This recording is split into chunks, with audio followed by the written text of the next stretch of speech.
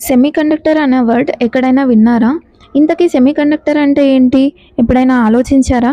సెమీకండక్టర్‌కి ముందు అసలు కండక్టర్ అంటే ఏంటి? ఇన్సులేటర్ అంటే ఏంటో తెలుసుకుందాం. కండక్టర్‌లో కరెంట్ ఫ్లో అనేది చాలా ఫ్రీగా ఉంటది. ఈజీగా కరెంట్ అనేది ఫ్లో అవుతుంది. మీకు అర్థమయ్యేలా చెప్పాలి అంటే ఇక్కడ మనకి 2 ఎనర్జీ బ్యాండ్స్ అయితే కనబడుతున్నాయి కదా! కండక్షన్ బ్యాండ్, ఇంకా వాలెన్స్ బ్యాండ్.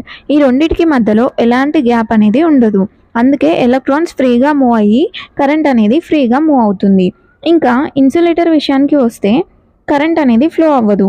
ఎందుకంటే ఇక్కడ కనబడుతున్న ఎనర్జీ బ్యాండ్స్‌లో కండక్షన్ బ్యాండ్‌కి ఇంకా వాలెన్స్ బ్యాండ్‌కి మధ్యలో ఎయిర్ గ్యాప్ అనేది ఎక్కువగా ఉంటది.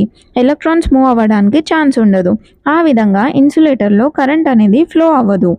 ఇప్పుడు సెమీకండక్టర్ విషయానికి వస్తే కండక్టర్‌కి, ఇన్సులేటర్‌కి మధ్యలో ఉండేదాన్నే మనం సెమీకండక్టర్ అని అంటాము. అదేనండి, ఇక్కడ ఎనర్జీ బ్యాండ్స్ చూస్తే కండక్షన్ బ్యాండ్‌కి, వాలెన్స్ బ్యాండ్‌కి ఎయిర్ గ్యాప్ అనేది స్మాల్ ఎయిర్ గ్యాప్ ఉంటది. సో, కరెంట్ అనేది పార్షియల్లీ ఫ్లో అవుతది. పార్షియల్లీ అంటే కండక్టర్ లాగా ఎక్కువ కరెంట్‌ని ఫ్లో చేయదు. ఇన్సులేటర్ లాగా కరెంట్‌ని బ్లాక్ చేయదు. సెమీకండక్టర్ అనేది ఒక మెటీరియల్. ఈ సెమీకండక్టర్‌ని యూజ్ చేసి చాలానే డివైజెస్‌ని తయారు చేస్తారు. డయోడ్, ట్రాన్సిస్టర్స్ ఇవన్నీ కూడా సెమీకండక్టర్ డివైజెస్ అంటారు.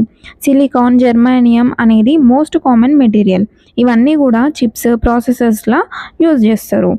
ఫైనల్‌గా a semiconductor is a device that allows control flow of current lying between conductor and insulator.